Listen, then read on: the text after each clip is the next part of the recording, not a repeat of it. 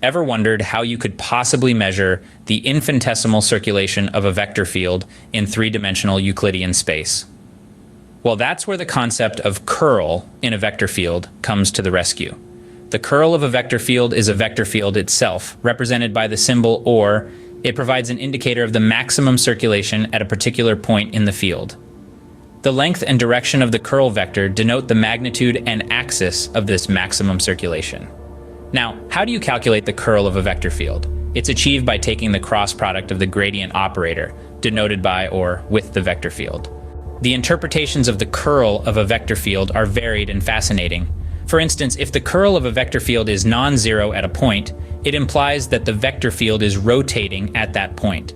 The direction of the curl vector here indicates the axis of rotation, and the magnitude of the curl vector reveals the speed of rotation. Interestingly, the curl of a vector field can also calculate the torque on a small element of a fluid or other rotating body. If the curl of a velocity field is non-zero at a point, it signifies that there is a net torque on a small element of fluid at that point. Curl carries some intriguing properties. For instance, the curl of a gradient of a scalar field is always zero. The curl of a vector field is the negative of the divergence of the vector field. Also, the curl of a conservative vector field is zero. The concept of curl is an indispensable tool in vector calculus and has numerous applications in physics and engineering.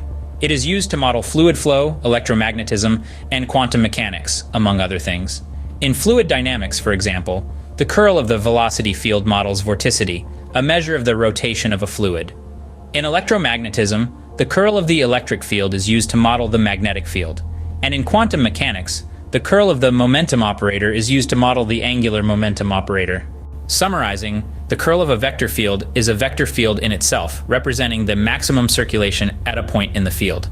It is calculated by taking the cross product of the gradient operator with the vector field. The curl can indicate rotation in a vector field and can also calculate the torque on a small element of a rotating body.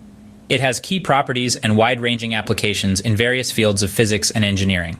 So there we have it, the curl of a vector field, a fundamental concept in vector calculus, with a wide array of intriguing applications.